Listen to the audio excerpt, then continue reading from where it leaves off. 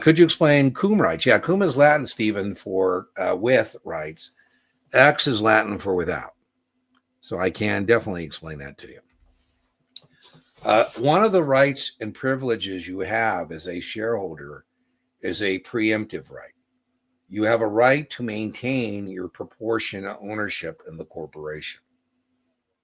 And so let's say that, Stephen, you buy 1,000 shares of an initial public offering, an IPO at 10.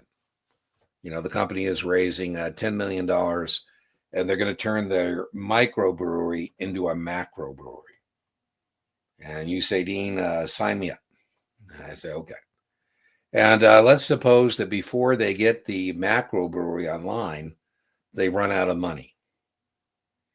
They need more equity capital. Nobody's going to lend them any more money, so they need to raise some more equity financing. And so they want to sell some more stock. The most likely people to provide that additional financing, Stephen, are the existing owners. Not only are they the most likely people to provide the additional financing, they're already in the hot water with us, right? So we're going to go to our existing owners. So I call you and I say, hey, Stephen, you know that 1,000 shares we bought at 10? You say, Dean, you have a lot of guts to call and remind me about that. What's the stock at today? I said, the stock today is 5. He said, Mandy, a bottle of their beer is more than their stock price. I go, I'm with you, man. It's embarrassing. Listen, I think, Stephen, this could still have a happy ending. If we can raise this additional equity financing, you get the brewery online, I think it could all work out. And you have, Stephen, the right to maintain proportionate ownership. And so you have the first right of refusal, Stephen, on the issuance of new shares. So you have 1,000 shares, you have 1,000 rights. As many shares as you have, that's how many rights you have. The mechanism for this is called a rights offering. So, Stephen, the company is conducting a rights offering. And you have an X number of rights needed to buy an additional share. You don't get to, buy more. You get to maintain your proportionate ownership. So I say, it takes 2 rights to get an additional share.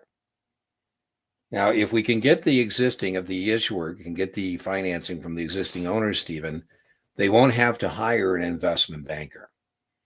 And so they're going to pass that savings on to you. So rights, test question, at issuance are exercisable below the current market price. I told you the market price, Stephen, is 5. The subscription price is 4. So being able to buy the stock at 4 when it's at 5, that's worth $1. In theory, because in practice, something is only worth what it's willing, somebody else is willing to pay. It takes 2 rights to get an additional shares. So if you want to maintain your proportionate ownership, I'm going to send your 1,000 rights in, 2 rights to get a share, 500 times 4. We're going to send the rights and a check for $2,000 into the rights transfer agent. You will have maintained your proportionate ownership. So one thing you can do is exercise. Now, another thing you could do is you could trade these rights to someone else. Now, listen, we have to make our decision quickly, Stephen. It makes sense we have to make our decision quickly because they need the money and they need it now. So rights test question or short term. Very testable. No, they're short term, exercisable below the current market price. What you have to be able to do on the test is contrast rights with warrants. So another thing you can do is trade them. So to participate in the rights offering would be cum. Cum is Latin for with, and that means you can't participate in the rights offering unless you're an existing shareholder. And it makes sense that they're going to be worth less if you have to buy the stock to participate. X means you can buy the rights and you don't have to own the stock to participate. So in my example, if we're doing the theoretical value of a right trading X, it would be, you don't have to do this math, by the way. This is a test prep vendor math question. It's not an actual math question. But here, the theoretical value would be 5 minus 4, market price minus subscription price, $1, 2. Each of these rights, theoretically, Stephen, are worth 50 cents. In the real world, they're worth whatever somebody else would pay. And we would expect, Stephen, we could sell or get a little time value for them.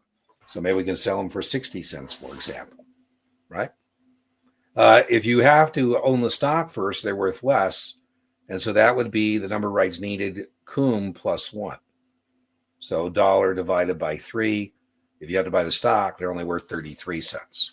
So that's cum versus X. Now in the formula, cum means we're just going to add 1. I don't think you have to do the math, but cum means you have to own the stock to participate in the rights offering. X means you can get the rights separately, right? So they can be traded, they can exercise, they can expire. So Stephen, you say, hey, Dean, what happens if I don't subscribe? I said, well, Stephen, if you don't subscribe, they're going to sell the shares elsewhere and you're going to get diluted, right? And you might say, hey, that's okay. I own a smaller portion of hopefully a brewery that's online. Your shares are not accessible. So what that means, Stephen, is we can't make you participate in the rights offering. But if you don't, the stock will be sold elsewhere and you'll be diluted. Now, there may or may not be a standby in place. So I say, hey, Stephen, if you don't subscribe, good news, Goldman Sachs is standing by. So test question, standby underwritings are used in rights offerings to make sure the shares get distributed. So that's what a firm commitment underwriting is, right? It's a form of a firm commitment underwriting. All right, so I hope that was helpful.